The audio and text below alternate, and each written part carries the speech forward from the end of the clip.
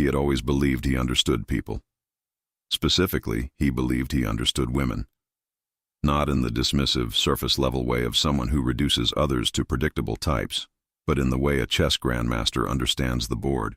He had studied the patterns. He had cataloged the responses. He had invested years, perhaps without ever consciously realizing it, building an internal encyclopedia of cause and effect, stimulus and reaction, action and emotional consequence. He knew, for instance, that a well-timed compliment delivered with just the right amount of restraint could open doors that direct pursuit never could. He knew that pulling back slightly, creating a carefully engineered absence, would cause most people to lean forward, to fill the vacuum with questions, with longing, with a quiet, desperate need to restore what had been subtly withdrawn. He knew that vulnerability, when performed with precision, could generate trust faster than years of consistent behavior. He had used these tools not out of malice, but out of habit, the way a carpenter reaches for the same hammer because it has always driven the nail. And then you walked into his life, and the hammer passed straight through the wall. The first moment he noticed something was different, he almost missed it entirely. It arrived not as a dramatic confrontation or a cold rejection, but as something far quieter and infinitely more disorienting.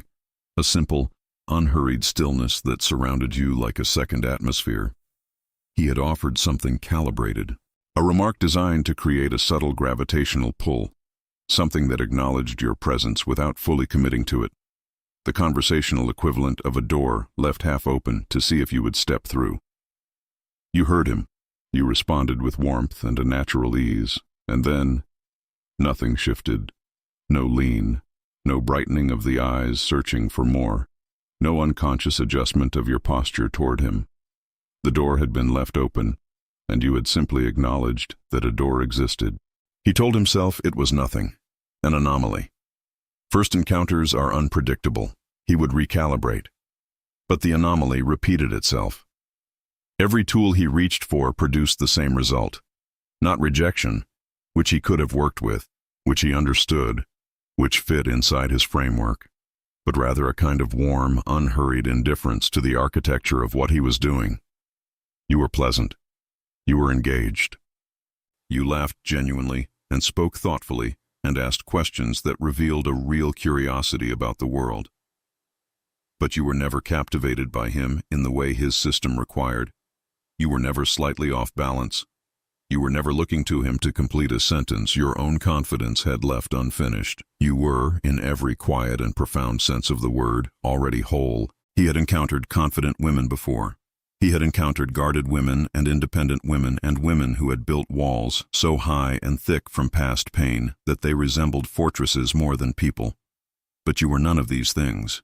You weren't performing confidence the way some people perform it, loudly, as a defense, daring the world to challenge it. Your confidence didn't announce itself. It simply existed, the way a mountain exists, without needing to explain its altitude to anyone passing by. And you weren't guarded. You weren't protecting yourself from him or from anyone else. Protection implies a threat has been registered. You weren't threatened.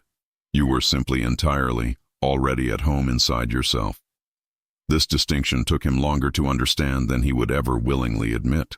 There is a particular kind of man, and he was, until this moment, precisely this kind of man, who has learned to navigate the world through other people's need for approval. Not because he was cruel, but because he had discovered early that external validation was a currency that moved in predictable ways. Give a little, withhold a little, and you could manage the flow. You could remain in a position of control, never fully seen, never fully accountable, always slightly elevated above the emotional terrain by virtue of being the one who managed its temperatures. It was a sophisticated, self-sustaining system, and like all systems, it had a fatal vulnerability.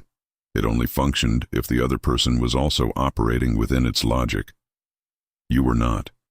You had, and he could sense this without being able to articulate it at first, made some internal decision, at some point in your own history, to stop outsourcing your sense of value. You had stopped allowing the quality of someone else's attention to determine the quality of your own day.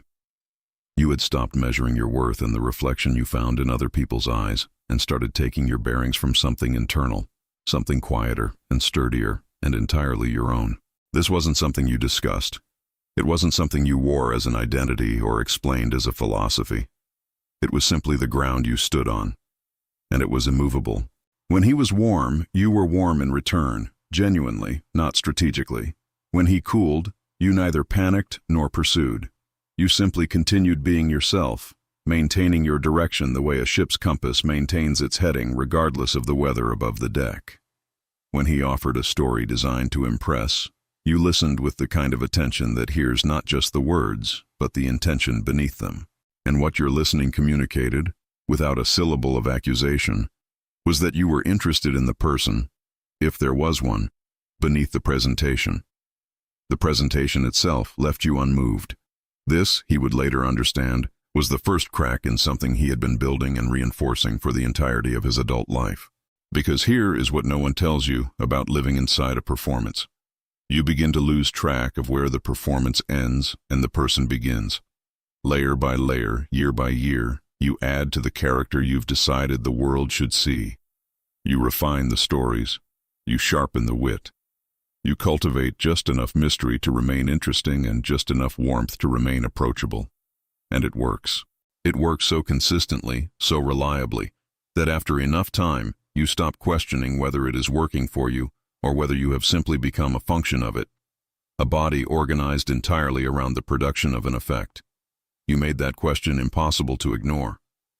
In your presence, the performance had no audience, not because you were cold, but because you were genuinely interested in something the performance was incapable of providing. Reality. Actual, unpolished, unscripted, occasionally uncomfortable reality. And since the performance was the only instrument he had brought to this particular stage, he found himself standing in front of you with nothing to play. The silence that followed wasn't hostile, it was just honest. An honest silence, for a man who had lived inside carefully constructed noise for most of his life, felt like standing at the edge of something without a railing. He started quietly and with great reluctance to look at himself. Not the version he showed the world. Not the version that told the good stories and knew when to laugh and carried himself with the practiced ease of someone who has mastered the appearance of being at ease, but the version that existed in the unobserved hours, in the moments between performances, when the audience had gone home and the stage was dark, and there was nothing to do but sit alone with whatever was actually there. He had not spent much time in that particular company. He had, in fact, spent a significant amount of energy making sure he didn't have to. You changed that, without asking for it, without even being fully aware you were doing it. Because the thing about a person who has done their own work, who has sat in their own difficult silence and asked their own hard questions and built their own internal foundation from the answers, is that their presence becomes a kind of involuntary standard. You don't demand that others rise to it. You simply exist at a certain altitude, and anyone who wants to breathe the same air has to do the work of climbing. There is no elevator. There is no shortcut. There is no charm offensive that gets you there faster. There is only the long, unglamorous, frequently humbling work of becoming someone whose inner world matches the outer one they've been presenting. He had never been asked to make that climb before. And the worst part, or perhaps the truest part, was that he wanted to. Not to impress you, which was the old reflex, the old motivation dressed in new clothing. Not to win you, as though you were a prize distributed to the most skilled player, but because standing in your orbit had given him the first clear glimpse he'd had in years, maybe ever, of the man he might actually become if he stopped directing his energy outward and turned it, seriously and honestly, inward. The Swiss psychiatrist Carl Jung spent a lifetime studying what he called the shadow, the parts of ourselves we refuse to examine, the qualities we have buried because they made us uncomfortable, the truths we have looked away from because looking at them required something we were not sure we had. Jung argued that you cannot outrun the shadow. You can only choose to illuminate it or to keep pretending it isn't there. Every strategy of avoidance is just a longer route to the same confrontation, and the longer the route, the older you are when you arrive. You had made the shadow visible, not by shining a light on it directly, not by naming it or challenging it or demanding he account for it, but simply by being so thoroughly, so unself-consciously illuminated yourself that the darkness you carried was suddenly, unavoidably apparent by contrast. He had walked into a room where every light was on, and his shadows had nowhere left to hide. This is why he felt in your presence a fear that had nothing to do with rejection. Rejection would have been manageable. Rejection had a protocol, a recalibration, a different approach, a lesson absorbed and applied to the next attempt. What he felt around you was not the fear of your absence, but the fear of his own presence. The fear of being fully seen by someone whose perception was clear enough to see accurately. The fear of the question that your clarity made unavoidable. If she can see all of this, if she can see the gap between what I present and what I am, what will she find when she looks at what's actually there? He did not know the answer, and not knowing was the most frightening thing he had encountered. What you were doing, without design or intention, was refusing to participate in the agreement that most relationships quietly make. The agreement to look away from each other's unfinished places, to accept the performance as the person, to fill in the gaps with generous assumptions and mutual polite blindness. You weren't interested in that agreement, not because you were unkind, but because you had already met yourself in the dark and survived the encounter, and that experience had made you allergic to the comfortable half-truth. You had paid the price of self-knowledge, and that price had refined your perception to a level that made the usual social fictions feel unbearably thin. He couldn't lie to you. Not dramatically, not maliciously, but in the small, everyday ways that most people accept without comment, the slight exaggerations, the convenient omissions, the glossy coat of narrative applied over the rougher reality. In your presence, those small lies dissolved before he could speak them, because some part of him knew you would hear the space between the words and understand it with the same accuracy as the words themselves. So he said less, and said it more carefully, and in the careful economy of honesty that your company required, he began to hear himself differently. He began to notice the places where he reached for the familiar phrase that sounded meaningful, but committed to nothing. He began to catch the moments where his instinct was to tell the story that cast him well rather than the story that was true. He began to see, with an almost painful clarity, the architecture of self-protection that he had built so gradually and so thoroughly that he had stopped registering it as architecture at all and had come to experience it simply as himself. You were not responsible for dismantling it. That work, if it happened, would be entirely his. But you were, in the most unintentional and therefore most undeniable way, the reason he finally saw it was there. There is a particular kind of loneliness that belongs to people who have perfected their own performance. And it is different from ordinary loneliness, which aches with the simple human need for company. It is the loneliness of being surrounded by people who respond warmly to you and knowing, with a quiet certainty you never voice, that they are responding to the character, not the person. It is the loneliness of connection without contact. It is applause in an empty room. He had lived in that loneliness for a long time without fully naming it. It had expressed itself as restlessness, as a recurring dissatisfaction with things that should have satisfied, as a tendency to move on from situations just before they required him to be fully present in them. He had mistaken the movement for freedom. He had called the distance independence. He had framed the avoidance as discernment. In your presence, those reframings stopped working, because you were not lonely in that way. You had real contact with yourself, which made real contact with others possible, which made the absence of it, the kind of pseudo-contact he had been offering, visible for the hollow thing it was. Being around you, and offering less than honesty, felt not like a strategy, but like an insult, and not primarily an insult to you. It felt like an insult to the possibility that was sitting quietly between you. The possibility of something that was actually real. He was not accustomed to wanting real. He had convinced himself through years of careful practice that what he wanted was ease, freedom, the clean satisfaction of a dynamic he could manage. But wanting real turned out to be less a decision and more a discovery.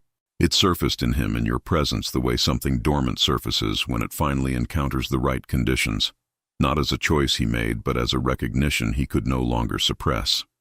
And recognitions of that kind are terrifying because they carry an obligation.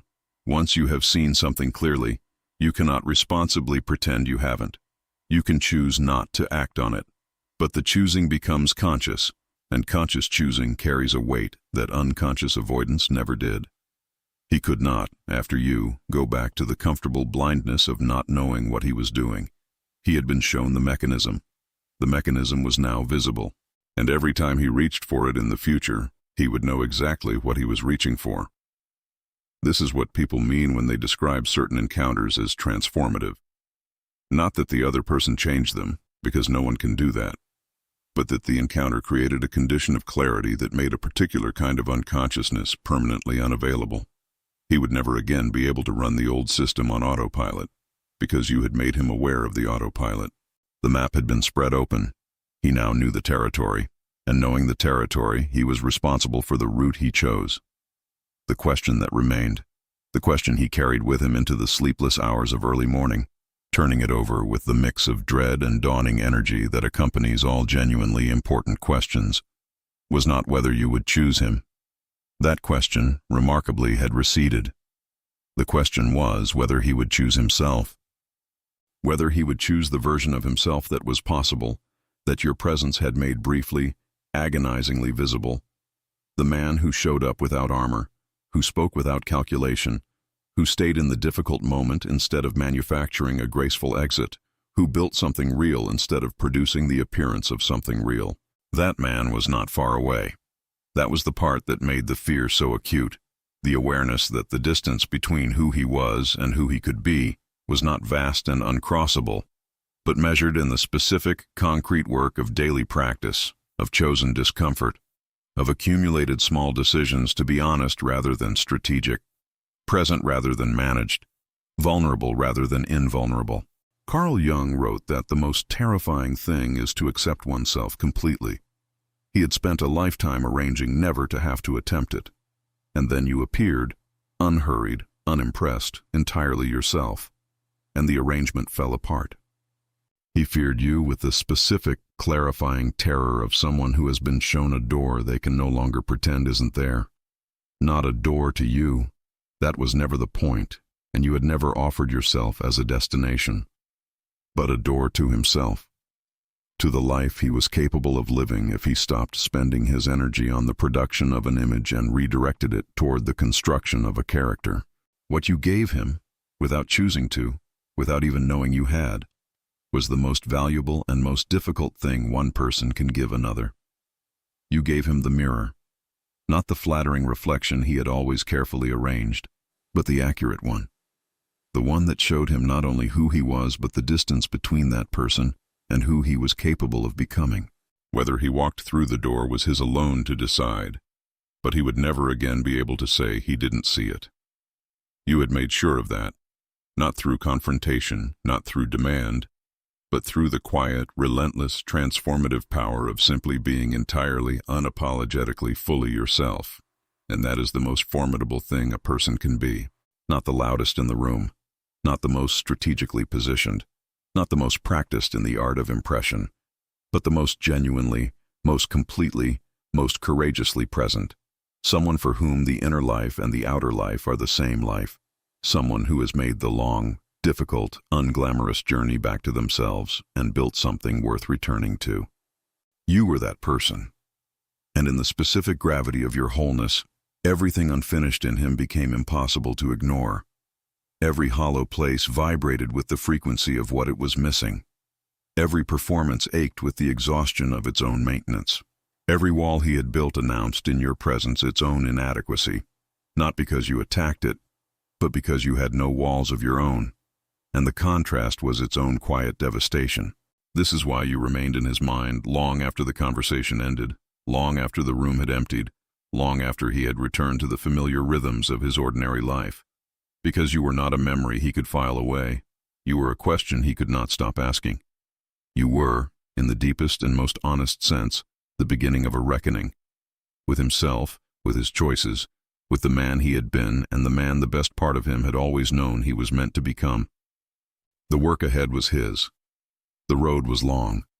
And for the first time in as long as he could remember, the discomfort of the journey felt less like something to avoid and more like something to walk toward. Because on the other side of it was the one thing no performance could ever deliver, not your approval, not even your love, but his own, finally, fully, honestly earned.